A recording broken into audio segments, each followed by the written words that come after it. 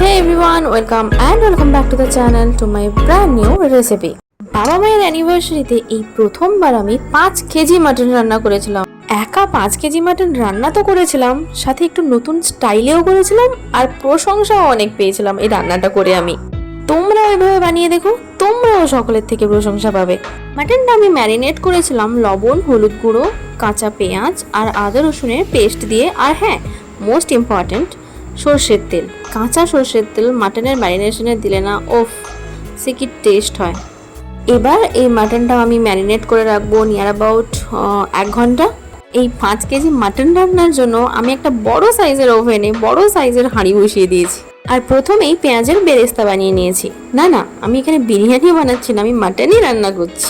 বেরেস্তা দিয়ে কি করব ওটা লাস্টে বলছি, দাঁড়াও। প্রথমে তেলে গোটা গরম মশলা দিয়ে দিই। হাত পাগুলো যে সাইডে দেখতে পাচ্ছ, ওগুলো কিন্তু আমি নয়, আমার মামনি মানে আমার জেঠিমা আমাকে একটু হেল্প করছিল যদিও।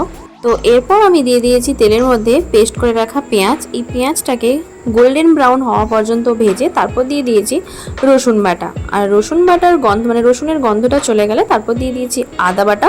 আদা রসুন পেঁয়াজ খুব ভালোভাবে কষানো হয়ে গেলে তারপরে দিয়ে দিয়েছি আমি এখানে অনেকটা পরিমাণে লঙ্কার গুঁড়ো, সামান্য একটু জল যাতে গুঁড়ো মশলাগুলো পুড়ে না যায়, আর হচ্ছে হলুদ গুঁড়ো।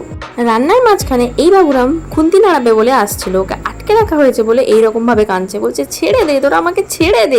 যাই হোক, এবার মশলাটা ভালোভাবে কষানো হয়ে গেলে আমি দিয়ে দিয়েছি এখানে টমেটো কুচি আর সামান্য লবণও দিয়েছিলাম। সব রকম মশলা কষানো শেষ, এবার দিয়ে দিচ্ছি ম্যারিনেট করে রাখা মাটনটা।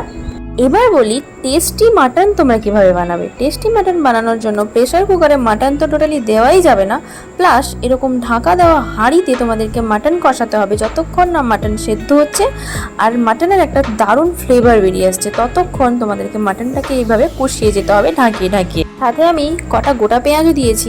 মাটনে না খেতে খুব ভালো লাগে। আমাদের এই হাঁড়িটা কিসের জানো? এটা হচ্ছে বিরিয়ানির হাঁড়ি, মানে আমাদের দোকানে বিরিয়ানি হতো তো এটা হচ্ছে ওই হাঁড়ি। মাটনটা ধৈর্য ধরে কষিয়েছি 1.5 ঘন্টা মতো।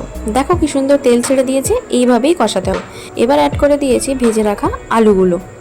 ওই যে সবার প্রথমে বেরেস্তা বানিয়েছিলাম ওটাকে পেস্ট করে কষানোর শেষে দিয়ে আবার একটু ভালো করে কষিয়ে নিয়েছি। তাতে দেখবে মাটনের কালার পুরো একদম চেঞ্জ হয়ে গেছে, একটা সুন্দর কালার হয়ে গেছে।